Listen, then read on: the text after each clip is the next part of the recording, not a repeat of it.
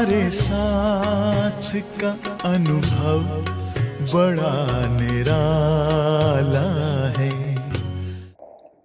ओम शांति। आप सभी भाई बहनों का हमारे इस कार्यक्रम मेरा बाबा मेरा अनुभव की श्रृंखला में हार्दिक अभिनंदन है। इस कार्यक्रम के अंतर्गत हम परमपिता शिव परमात्मा की याद को सहज और शक्तिशाली बनाने की विधि एवं उनसे हुई प्राप्तियों के अनुभवों को आपके समक्ष प्रस्तुत कर रहे हैं।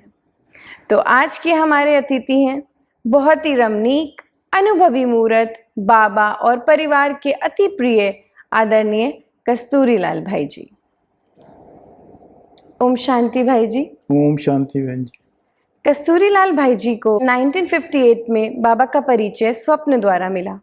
दादी हृदय मोहिनी जी ने आपको साप्ताहिक कोर्स करवाया। भाई जी मम्मा बाबा और सभी दादियों की पालना लिए हुए हैं। सेवा आपके इतने लंबे ब्राह्मण जीवन की विशेष शक्ति रही है। तो भाई जी आपका बहुत बहुत स्वागत है हमारे आज के इस कार्यक्रम में। हम इस कार्यक्रम के द्वारा आपके इतने वर्षों की तपस्या का और बाबा मम्मा के साथ का अनुभव सभी भाई बहनों के समक्ष प्रस्तुत करना चाहते हैं। तो भाई जी आप सबसे पहले हमें यह बताइए कि आपने मम्मा बाबा के साथ अपना समय बिताया है। मम्मा के साथ भी आपकी बहुत अच्छी बातचीत थी। आप हमें उनकी याद और तपस्या के अनुभव बताइए। मैं जब ज्ञान में चला तो इमीडिएटली मुझे उन्होंने कहा कि करोल बाग में आप चले जाओ, वहाँ पर आनंद जी जो ब्रिजमोहन भाई साहब के फादर थे उनके यहाँ सेंटर था, और कहने लगे कि वहाँ आप क्लास अटेंड करो। तो मैं वहाँ क्लास अटेंड करने लगा, और कुछ दिन के बाद इमीडिएटली मुझे ये बताया गया कि अभी मातेश्वरी यहाँ पर आ रही है, और अगर आप स्टेशन पर आ सकते हो सुबह तो आप आ जाना। तो मैं स्टेशन पर जब गया तो आप हैरान होंगे कि मैं जैसे ही मातेश्वरी को देखा, उसमें दीदियाँ और भी थी पर मातेश्वरी अलग लग रही थी। उसमें एक इतना आकर्षण था कि मुझे सिवाय मम्मा के और कोई नज़र ही नहीं आ रहा था। और यहाँ तक कि लोग जो और भी देख रहे थे मातेश्वरी को, तो वो भी एकदम ऐसे, एकदम जैसे मूर्ति होती है वैसे खड़े होके, जैसे हम देवताओं की पूजा करते हैं वैसे ही एकदम खड़े होकर टक टकी लगा के देखने लग गए। और हम जब नज़दीक गए तो मम्मा ने जैसे ही कहा बच्चे, बस वो दिन आज भी मुझे याद है कि एकदम कितनी आकर्षण थी कि सचमुच मुझे अपनी माँ मिल गई। तो उसमें ये था कि मम्मा में जब हम उनकी मुरली सुनते थे तो बाबा की मुरली तो अलग होती थी, पर जो समझ आती थी हमें, जैसे करम विक्रम सुकरम, ये इतनी डिटेल में समझ आती थी कि हम अभी वो चीज़ें जो उस वक़्त की थी आज हम अगर क्लियर करें तो इतना अच्छा लगता है कि देखो माँ ने हमें कितना अच्छी तरह पढ़ाया और हमें समझाया। और फिर एक दफ़ा क्या हुआ कि वहाँ करोल बाग में गुलजार दादी आ रही थी। उन्होंने कहा कि वो ध्यान मतलब वो भोग लेकर बाबा को लगाते हैं। तो शुरू में हमने देखा कि वो भोग कैसे लगाते हैं। तो फिर दीदी ने कहा, पालू दीदी ने, कि कोई क्वेश्चन हो तो उससे पूछ लेना। तो मैंने कहा दादी मेरे को ये समझ नहीं आया, जब नेचुरल कैलेमिटी से इतना कुछ हो सकता है, सिविल वार होंगी, सब कुछ होगा, फिर विनाश के लिए एटम बम न्यूट्रन बम क्यों बनाए? आप बाबा से पूछ कर आना। तो जब वो वापस आए और उन्होंने बोला कि बाबा ने कहा है कि मैंने कहाँ बम बनाया है, ये तो मेरा झाड़ू है। मैं बड़ा हैरान हुआ कि झाड़ू किस बात का? तो बाबा कहा, गुलजार बहन ने कहा देखो बाबा ने ये कहा है कि तुम देवता बनने वाले हो, और देवता बनोगे तो उस वक्त सृष्टि तो एकदम सफाई चाहिए। तो ये उसके लिए बम बनाए हैं कि नेचुरल कैलेमिटीज के बाद इतने साल तक सफाई नहीं हो सकती जब तक ये न बने, इसलिए बाबा ये बना रहा है नई सृष्टि के लिए और तुम्हें उस सृष्टि में ले जाने के लिए। तो मैं कहा कि ये सिवाय बाबा के, परमात्मा के, ये कोई गुलजार बहन ऐसी बात नहीं कर सकती। ये सचमुच ऊपर गई और वो क्वेश्चन जो आया, तो ऐसे करके कई क्वेश्चन हम पूछते थे, मम्मा से भी पूछता था मैं। ये डायरेक्ट जैसे संदेश के द्वारा, हाँ संदेश द्वारा उत्तर मिला। और भी कई ऐसे क्वेश्चन होते थे जो संदेश के द्वारा आते थे। और वो इतने अच्छे, एकदम ऐसे लगता था सचमुच हमें वो हमारे लिए है, दूसरे के लिए नहीं है। जी जी जी। और उस वक्त क्या होता था कि मेरे को एक आर्ट में थोड़ा सा वो लिंक हो गया, क्योंकि चाचा जी ने कहा कुछ बैनर बनाने हैं, जी और जी वो बैनर वगैरह मैंने बनाए, पहली दफ़ा बनाए, तो वो जी। इतने खुश हुए। और उस वक्त खर्चा जो बहुत ज़्यादा होता था बैनर का, तो हमें थोड़े से पैसे में वो बैनर बन गया। तो चाचा जी ने और जगदीश भाई ने कहा कि हमें देखो बाबा का आर्टिस्ट मिल गया। और जी उसके जी बाद कभी 500 बैनर, क्योंकि शिवरात्रि को बाबा की इंस्ट्रक्शन आती थी कि शिवरात्रि को हर जगह बैनर लगा होना चाहिए। 1000 भी मैंने बनाए, सब कुछ किया, पर मैं आज तक हैरान होता था कि वो बाबा मेरे से करवा कैसे लेता था, क्योंकि मेरे को तो इतना नॉलेज नहीं थी। जी। पर हर चीज़ में बाबा ने मेरे से कई आर्ट की चीज़ें ऐसी करवाई जो मैं कभी मन में सोच भी नहीं सकता था। जगदीश भाई साहब भी यही कहते थे, देखो बाबा का आर्टिस्ट मिला है और अब हमें कोई प्रॉब्लम नहीं है। और वो कहते थे रात को एक सबसे बड़ी खूबी ये थी कि बैनर जब मैं बनाता था, दफ्तर में भी जाता था और रात को सारी रात बनाता रहता था, पर ना तो मेरी आंख झपकती थी, ना मुझे कभी ये हुआ कि नींद पूरी नहीं हुई, कुछ नहीं हुआ। मैं ये हैरान होता था ये कैसे हो गया, कैसे? ये कौन करवा रहा है कि जो मुझे रात को जाग रहा हूँ, दफ्तर भी जा रहा हूँ, उसके बाद फिर भी इतना काम कर रहा हूँ। तो उससे मेरे को एकदम ये था कि देखो, क्योंकि जगदीश भाई कहता था देखो बाबा तेरे से क्या क्या करवा रहा है, तो मुझे अंदर से इतनी खुशी होती थी कि बड़े भाई, ये सब इनसे मैं मिलता था। बहुत सुंदर भाई जी। तो भाई जी जैसे आप मम्मा के इतने करीबी रहे हैं, तो आपने कभी मम्मा को देखा होगा कि वो बाबा को कैसे याद करते थे? मम्मा जो है ना, उस वक्त जब मुरली भी चलाती थी तो मम्मा ये लगता था, या हमारे से किसी से बात करती थी कि यहाँ होते भी यहाँ नहीं है। जी। उनकी आंखें हमने कभी नीचे ऐसे जो ये होता है वो Eyeball। आप फोटो भी देखेंगे, जी। उनकी ऊपर ही चढ़ी रहती थी। जी और जी वो जो बात करते थे बिल्कुल टू द पॉइंट, उसमें कोई वो नहीं है कि और लंबी चौड़ी करें। जो भी भाई आता था 1 मिनट में, पहले तो वैसे देखते ही उसकी प्रॉब्लम खत्म हो जाती थी। बाबा के सामने भी हम जाते थे तो प्रॉब्लम हमारी कोई रहती नहीं थी। एक दफ़ा बाबा के साथ बहुत अच्छी, मैंने मम्मा को कहा कि 4-5 साल हो गए, और मम्मा को मैंने कहा मम्मा जब दिल्ली में आई तो खाना थोड़ा दिक्कत हो रही है बनाने की, और मतलब थोड़ा मूड नहीं करता कई दफ़ा बनाने का। तो मम्मा ने कहा क्यों, क्या बात हो गई, तुम तो बाबा के बड़े अच्छे बच्चे हो, तुम तो कस्तूरी हो, कस्तूरी से खुशबू आनी चाहिए। तो ऐसे करके मम्मा ने मुझे बहुत बोला। पर सुबह बाबा ने जो मुरली चलाई वो खाने पर ही थी।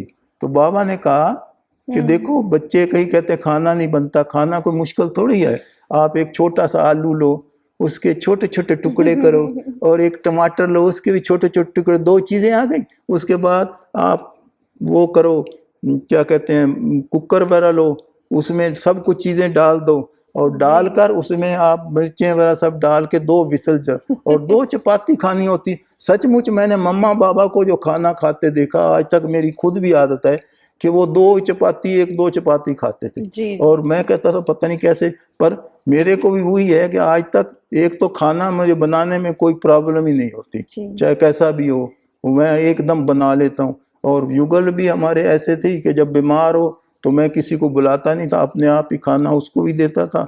और वो कहती थी आप बनाओगे तो योग युक्त बनता है। तो जी कहती है आप बनाते हो ना तो मैं थोड़ा ज़्यादा खा लेती हूँ। क्यों?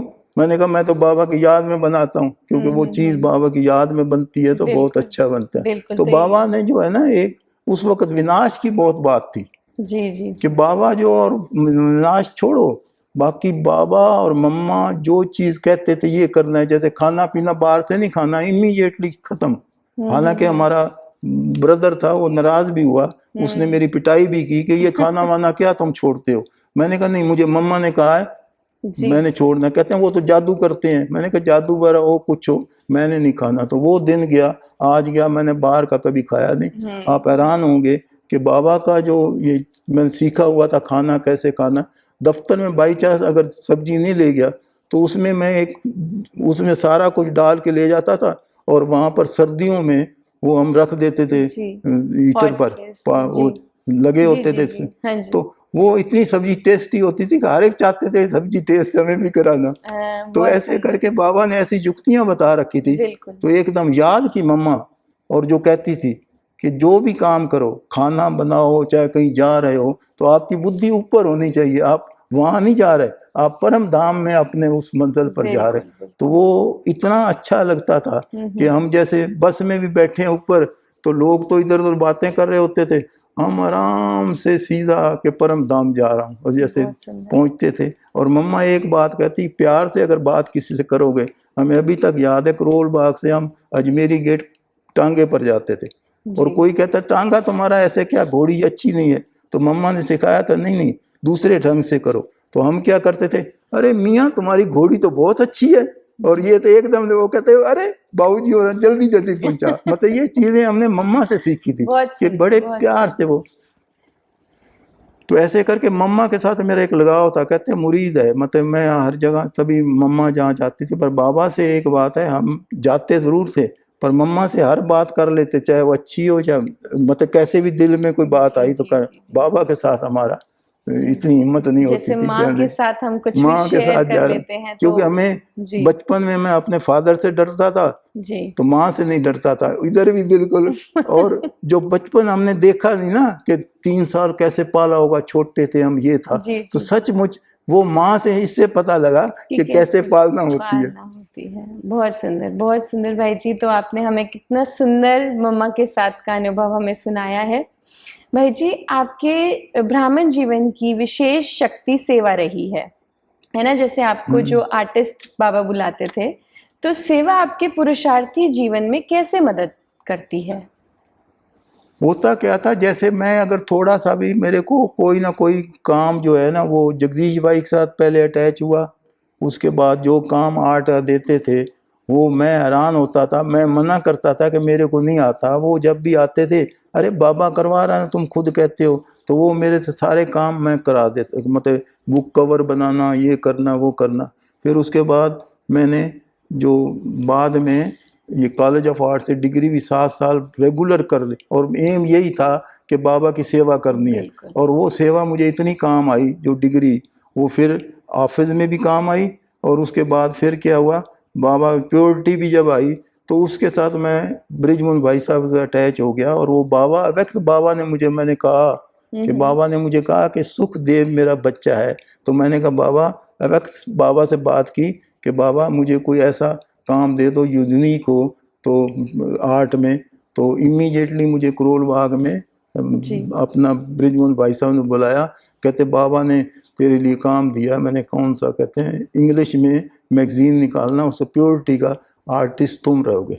जी तो मेरे को उस वक़्त तब 20 साल तक, जब तक कंप्यूटर नहीं आया था, मैं ब्रिजमोहन भाई साहब से, आशा बहन के साथ, और उनका जो मुझे प्यार मिला उससे ये हुआ कि बड़े बड़ी जगह पर जाना आना मेरा रहता था। फोटोग्राफी मैं खुद करता था प्योरिटी के लिए, या और भी कोई हो तो फोटोग्राफी, क्योंकि हमारे उसमें कोर्स में था एक सब्जेक्ट। जी जी तो इसलिए मैंने देखा है कि बाबा जो है ना, वो हर एक नब्ज़ को जानता है, हम नहीं जानते। और दादियाँ तो इतना मेरे साथ वो करती थी कि बाबा का आर्टिस्ट है। जी और दादियाँ एकदम नज़दीकी, इतना मुझे अभी तक भी ये शौक़ नहीं है कि मैं, मतलब जैसे कहते हैं कि तुम लक्ष्मी नारायण बनोगे, ये करोगे। मैंने देखा है कि मैंने बाबा से ये वर्ण मांगा हुआ है कि मैं सतयुग में भी इनके सबके नज़दीक रहूं। जी तो वो मैंने देखा है कि जो मेरे आर्ट का काम है, प्रदर्शनियाँ बनाना, ये करना वो करना, वो मुझे आगे ले आया। क्यों, कई दफ़ा अपना दिल ना हो भाई साहब का सुबह, क्योंकि भाई साहब मुझे 5 और 6 के बीच में फ़ोन करते थे। बिल्कुल। और आप देखो 5 और 6, मैं डरता था कि 5 और 6 के बीच में अगर फ़ोन करते हैं तो मैं अलर्ट रहूं, ये ना हो कि मिलूं ही नहीं।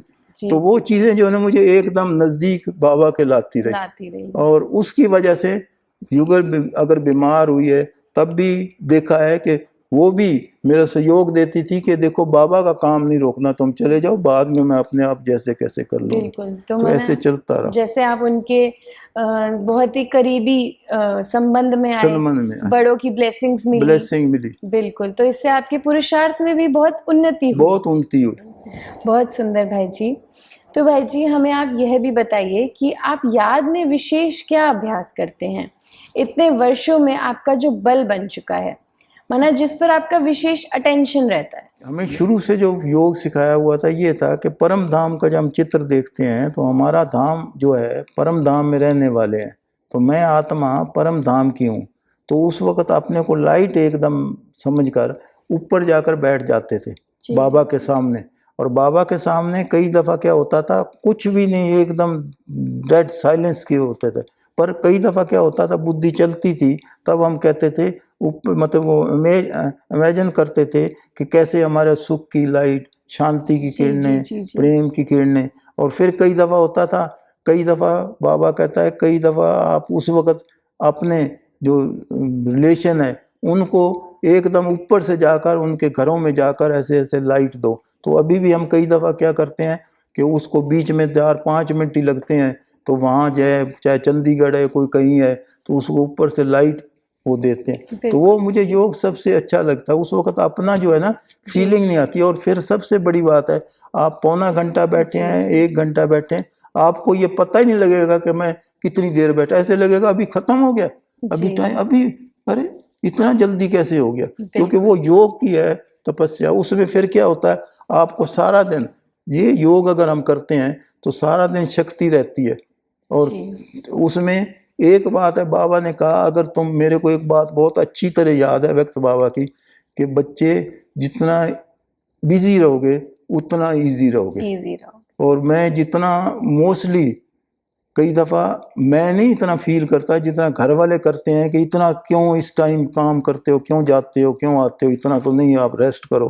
पर रेस्ट मुझे पता, बाबा ने बताया कि, क्योंकि मैं ब्रिजमोहन भाई साहब को देखा, इतनी तबीयत ख़राब होते, वो भी रेस्ट नहीं करते, आशा बहन भी रेस्ट नहीं करती, जो मेरे बिल्कुल नज़दीकी, और गुलजार बहन को तो अच्छी तरह देखा हुआ, उनको तो जब हम उनके साथ चलते थे तो हम इतना, वो भी छोटे होते थे, हम भी छोटे, पर हम उनके साथ इतना तेजी से चल नहीं सकते थे। पर कई दफ़ा दादी ऐसे चलती थी जैसे फरिश्ता चल रहा है। तो ये चीज़ें जो देखी वो एकदम माइंड में हर वक्त बैठी रहती है। और एक चीज़ जो मुझे होती है कि हर एक को अपना पार्ट मिला योग में, ये बहुत ज़रूरी है कि हर एक को अपना पार्ट है, डायरेक्टर ने दे रखा है, तो डायरेक्टर जाने तुम्हें क्या लेना देना। तो वो मेरे को बहुत अच्छा लगता है। अब कोई भी ऐसा कार्य कर रहा है तो भाई ये तो डायरेक्टर जाने, जब फिल्म बनी हुई है तो मैं बीच में क्यों आऊँ। बहुत सुंदर भाई जी। तो आपने हमें बताया आपके पुरुषार्थ का बल, जहां आप स्वयं लाइट बनकर सभी को लाइट देते हैं, प्रकाश देते हैं, और कैसे गोले का चित्र इमर्ज करके परम धाम की याद भी करते हैं। तो ये हमारे लिए बहुत प्रेरणादायी है। भाई जी, हमारे दर्शक, हमारे भाई बहन आपको देख रहे हैं, आपको सुन रहे हैं, तो आपसे प्रेरणा भी ले रहे हैं, तो आप उनको क्या कहना चाहेंगे प्लीज। ओम शांति। आपने देखा, मैं इतना भाग्यशाली था कि बड़ी दादियाँ दीदियों की, बाबा की, मम्मा की पालना ली है। आपने शायद कई होंगे जिन्होंने आज तक मम्मा, बाबा या दादियाँ दीदियों की पालना नहीं ली। मेरा ये पूरा हर एक को कहना ज़रूरी है कि आप दीदियाँ दादियों को अगर उसकी क्लासेस वगैरह भी सुनो, और उनको अगर कहीं भी देखते हो तो एकदम आपको एकदम ये होना चाहिए कि जो मम्मा कहती थी करन करावन वो करा रहा है, तो आपने करना कुछ नहीं, आपने सिर्फ एक कदम आगे बढ़ाना है। और बाबा ने तो अब कह दिया कि 1000 कदम आगे बढ़ाऊंगा। और आप, ये जो टाइम है ये फरिश्ता बनने का तब है जब आप एक कदम आगे बढ़ाओगे, तो बाबा क्या है कि चलना नहीं, तुम्हें फरिश्ता बनाकर अपने परम धाम में ले जाएगा। ओम शांति। तो बहुत बहुत धन्यवाद हमारे आदरणीय कस्तूरीलाल भाई जी का, जिन्होंने याद को सहज और शक्तिशाली बनाने का अपना निजी अनुभव हम सभी को सुनाया। आप सभी ने भाई जी से साकार मम्मा बाबा का अनुभव भी सुना तथा इनके पुरुषार्थ को भी जाना। आप सभी ने सुना कि मम्मा, बाबा तथा दादियों की पालना से कैसे सदा ही आगे बढ़ते रहे। आशा करती हूँ आप सभी अवश्य इन अनुभवों से लाभ लेंगे। एक बार फिर से हमारे भाई जी का और आप सभी का शुक्रिया। मिलते हैं आपसे हमारे नए मेहमान के साथ हमारे अगले एपिसोड में। तब तक के लिए ओम शांति। ओम शांति।